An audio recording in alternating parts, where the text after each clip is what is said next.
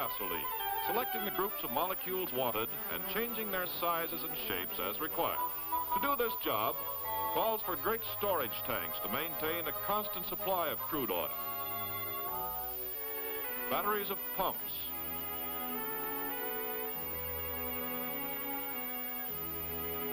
A maze of valves and pipes. Mighty facilities. And an army of experienced, specially trained workers. The first step is to separate the crude oil into the parts that you saw a moment ago. This is done by distillation. You know that when you boil water, the vapors can be condensed. The same principle is used in distilling crude oil. Giant units with bubble towers condense vapors just as the cold tumbler did. Here in a single tower, much simplified, crude oil is separated into the different fractions needed for gasoline, kerosene, fuel oil, and other petroleum products. Here we see the crude oil being heated. Most of it is vaporized. At the bottom of the bubble tower, unvaporized large molecules of heavy lube oil and residual materials are drawn off.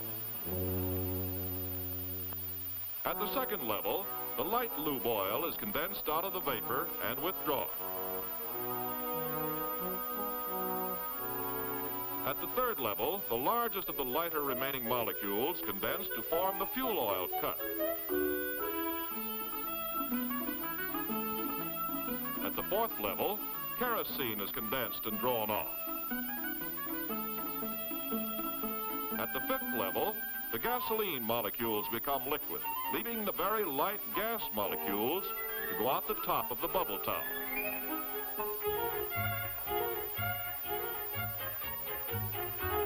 In the average crude oil, only a limited amount of gasoline is present. So let's see what we might get from this simple distillation. A barrel of crude oil produces 20% residual fuel oil and asphalt, 7% lube oil and wax, 39% gas oil and fuel oil, 15% kerosene, 1% gas, and gasoline only 18%.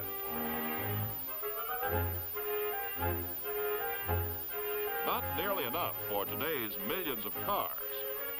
But scientists of the Standard Oil Company, Indiana, invented the cracking process, enabling refiners to make more than twice as much gasoline from each barrel of crude.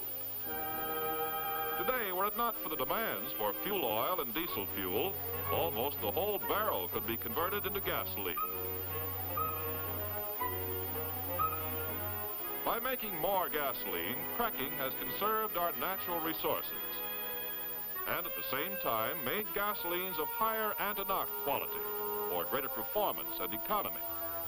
Here's a typical gas oil molecule to be cracked. You are already familiar with the way it's constructed. To crack it, heat is applied under precisely controlled conditions. More heat than is needed for distillation. And now, folks, you are watching science change a molecule into more useful ones.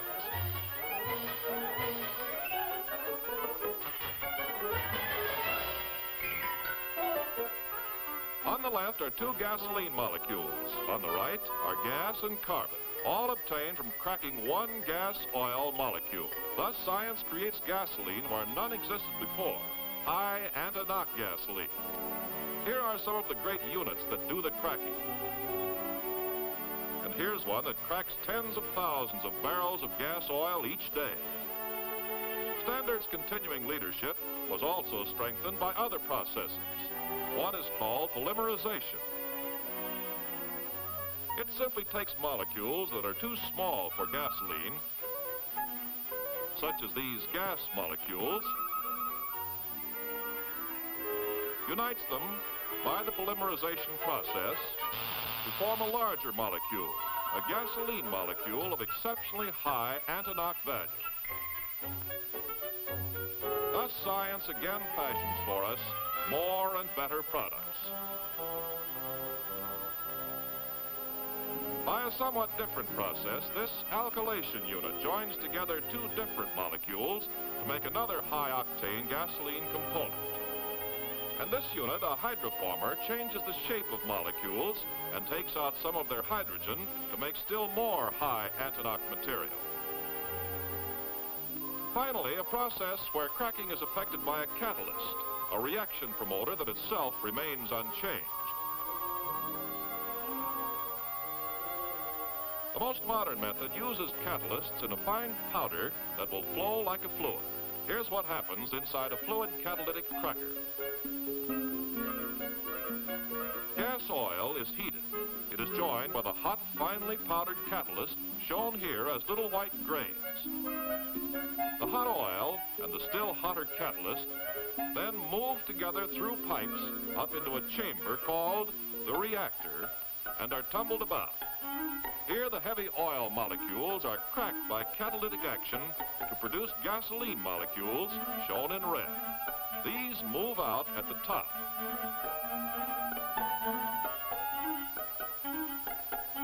As the catalyst becomes covered with coke, it becomes less active and is drawn off at the bottom. Air blows it through a pipe to the regenerator, where the coke is burned off. This reheats the catalyst, which again joins the flow of incoming oil. Here's the entire operation showing the complete cycle. Notice that the same catalyst is used over and over again in this, the most modern method of gasoline manufacture.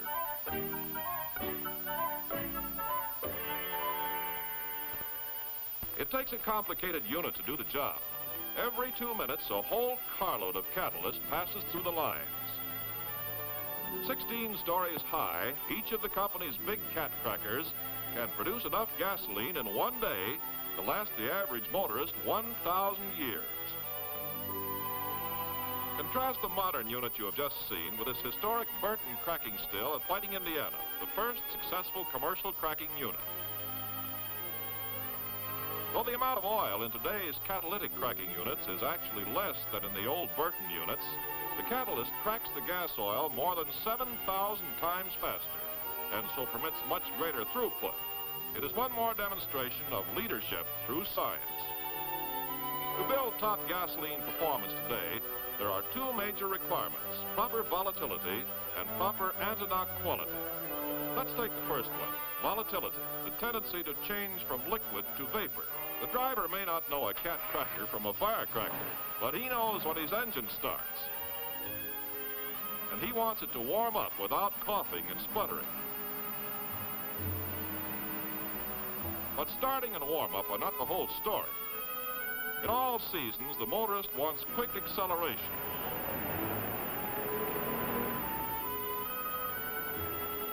He wants economy, too.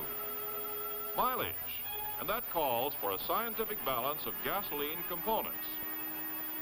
You know how easy it is to ignite gas, which is made up of small molecules. Here's a mixture of liquid hydrocarbons so light and volatile that the heat of a hand will make it boil.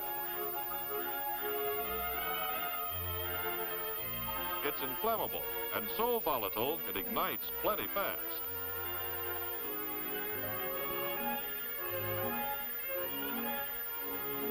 Now here are some of the heavier, less volatile hydrocarbons.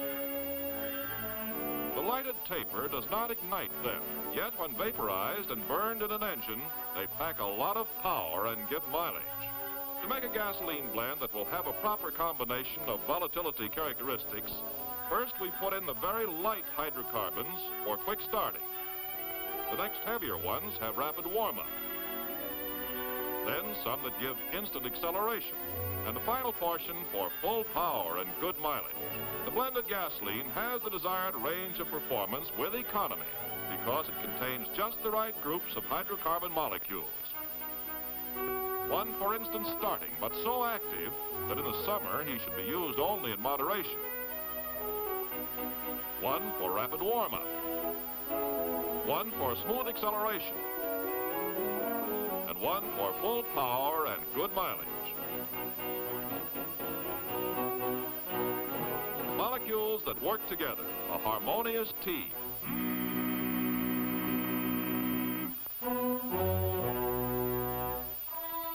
In the engine laboratory, by means of a glass intake manifold, you can actually see one of the volatility differences between fuels. Slowing down the action, here's what too low volatility causes: a wet manifold and imperfect distribution. These liquid droplets decrease engine performance, waste mileage, and dilute the crankcase oil. Switching to a fuel with proper volatility, vaporization is complete and there's no waste. To assure trouble-free performance at all times, fuels are tested out on the road as well as in the laboratory, in all types of engines and under all of the different seasonal and climatic conditions of use. Under city driving and trip conditions in hot weather and cold. Seasonal variations and the climates of different regions must be taken into account. That is why the Standard Oil Company, Indiana, adjusts volatility to suit the season and the region in which its gasolines will be used.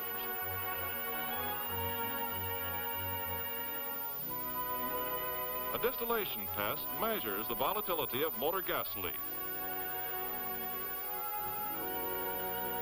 The results here plotted form a typical distillation curve for a gasoline of proper volatility. Now for the next major requirement, the prevention of fuel knock.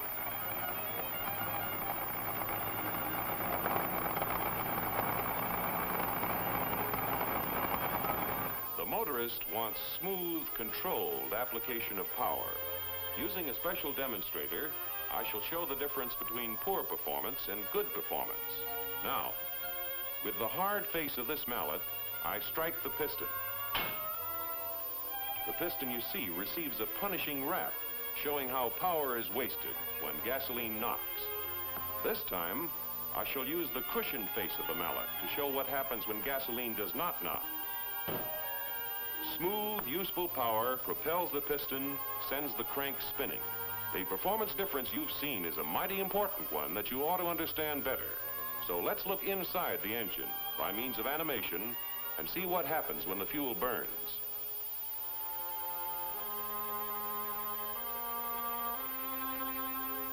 These gasoline molecules have not been improved on or controlled by science. They are untamed and unruly. What you will see next actually takes place in about 1/500th of a second. First, the spark ignites the compressed fuel charge. Now, watch for the knock. In this greatly slowed down action, you could see that with this gasoline, combustion was uneven and uncontrolled, and at the end there was a jarring, violent explosion, a knock that pounded and shook the engine. Now we shall repeat the action.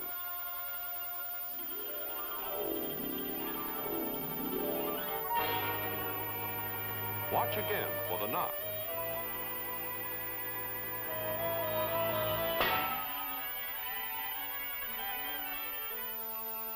Now, with gasoline made up of molecules that have been science-fashioned so that they have the required anti-knock quality, molecules that stay under control and work as a team, let's see what happens.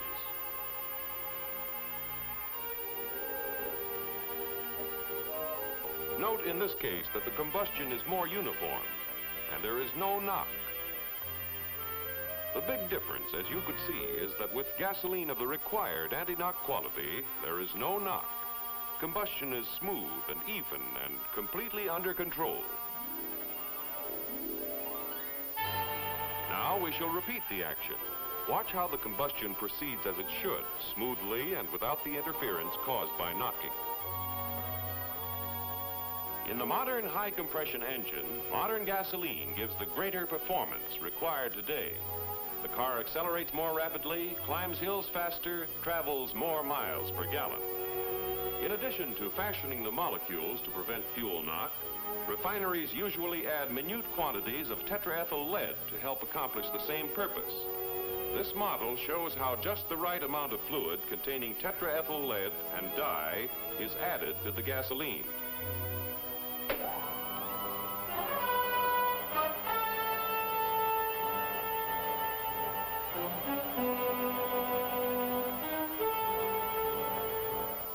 In the knock testing laboratories, test engines are used to make sure that the proper anti-knock quality has been built into Standard Oil's gasolines.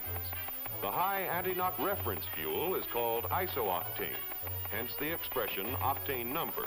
This test engine is equipped with a dial indicator that shows just how badly the engine is knocking. With a fuel of low octane number, here's how it sounds. Switching to a high octane number fuel, the knocking diminishes and finally fades out completely.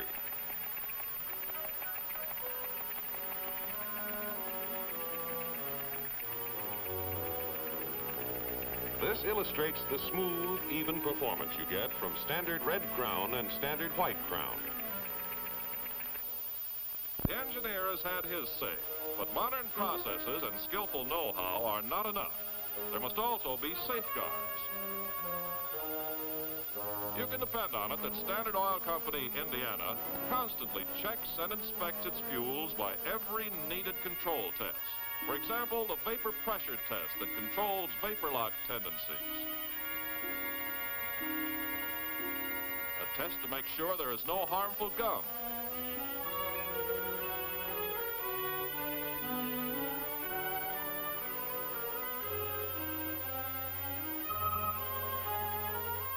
Another to make sure that today's fine gasolines will not deteriorate in storage. A test that guards against corrosive impurities.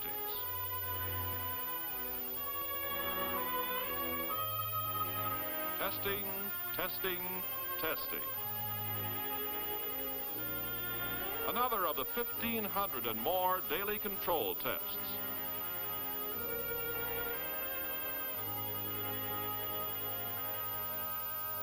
In addition, these great laboratories are entirely devoted to extensive research.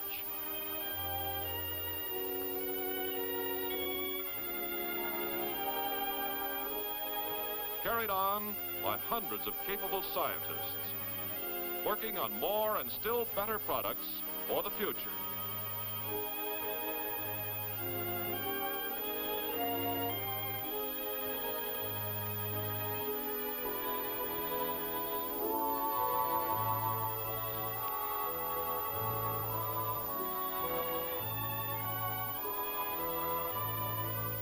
Cooperative work with the automobile industry guarantees that the right gasoline will always be available for any car that's developed. Put all of this together, and you have what it takes to deliver today's and tomorrow's great motor fuels. Huge units like this super fractionator and the other multi-million-dollar units that go to make up the great modern refineries of the Standard Oil Company, Indiana. With the tradition of pioneers behind us and better facilities ahead of us, future progress leading to still finer products is assured. So there's the story, folks, and I'm proud to be a part of it, even if only as a tiny atom inside modern gasoline.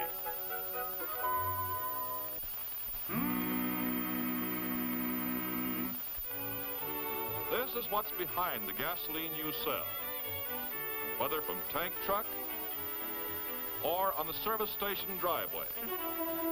Behind these symbols of service is a great record of scientific achievement that certifies today's leadership and guarantees tomorrow's.